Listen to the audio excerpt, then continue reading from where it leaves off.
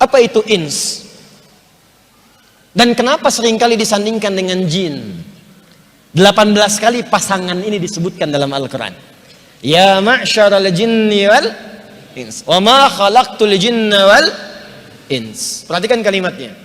Ins setidaknya punya 3 makna utama. Satu, sosok yang tampak terlihat, kelihatan.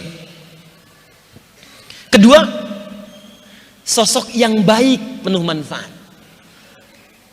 Ketiga, sosok yang halus dan lembut, ins. Jadi yang makhluk halus itu kita, bukan jin.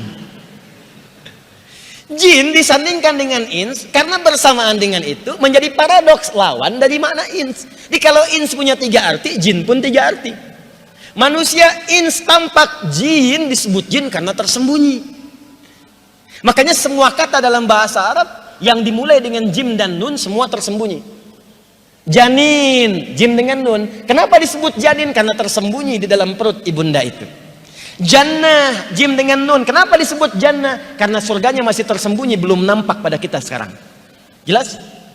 Nah, jin sebagai penutup bagian pertama ini, kenapa disebut dengan jin? Karena fitrah penciptaannya tersembunyi, tak nampak dalam pandangan kita sekarang.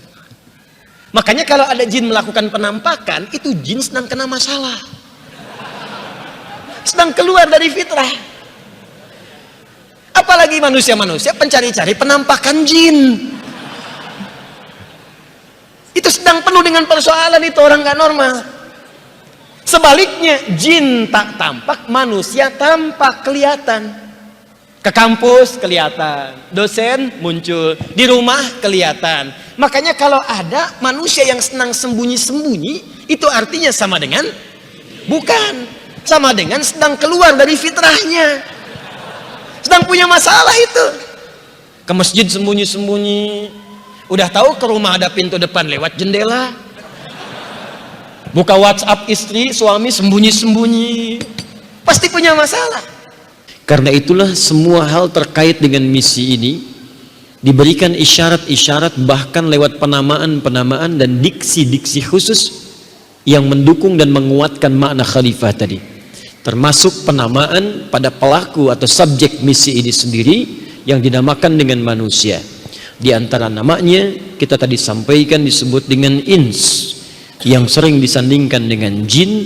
18 kali pasangan ini disebutkan dalam Al-Quran. Ya ma'syaral jinni wal ins, wa ma khalaqtul jinna wal ins. Ins bisa berarti sesuatu yang tampak terlihat, jin tersembunyi. Ins berarti juga pribadi yang lembut, halus. Jin kasar. Karena itu tidak ditemukan jin yang lembut, ya, jin yang ramah. Tidak ada orang kemasukan jin jadi baik gitu. Punten Ustaz, abi badai ngiringan ngaos, kemasukan jin, mustahil. Kalau tidak kata-katanya itu meracau, tindakannya pasti mengacau. Manusia terbalik, dia lembut, halus, baik, bermanfaat. Karena itu semua hal yang disebutkan dalam Al-Quran terkait fungsi tubuh manusia, semuanya selalu mengarahkan pada yang baik-baik dan mencegah dari yang tidak baik. Pernah menemukan orang pintar yang keblinger? Banyak. Bahkan dewan pakarnya Firaun, dewan pakar, namanya Haman, itu kan intelektual keblinger. Dan intelektual paling keblinger pertama itu namanya iblis. Iblis itu pintar, Pak, Bu, strateginya banyak. Kita mau sholat aja, itu semuanya dipetakan dengan baik. Itu dari sejak mulai wudhu, dia punya pasukan namanya walhan. Walhan itu tugasnya membuat orang ragu-ragu kalau habis wudhu. Udah selesai, kayaknya batal deh, kayaknya enggak deh, kayaknya enggak, jojong weh sholat, padahal bau udah kemana-mana. Walhan. Begitu mau takbir, beda lagi petugas yang kedua, namanya khinzib. Ada yang menyebut khanzab. Jadi begitu anda mulai takbir, Allahu Akbar, fayaqulu syaitanu, maka Hanzab berkata, menanamkan di benak kita, uzkur kadza, uzkur kadza. Ini yang menjadikan anda kalau sebelum takbir bisa fokus. Begitu takbir, lisannya Allahu Akbar, tapi di kepalanya handphone hu akbar, WhatsApp hu akbar, Facebook hu akbar. Itu Setan rumah, dasim. Setan pasar, ada setan pasar. Jangan dikira Anda ke pasar nggak ada setan. Ada. Itu yang membuat Anda pulang ke rumah teringat barang-barang di pasar.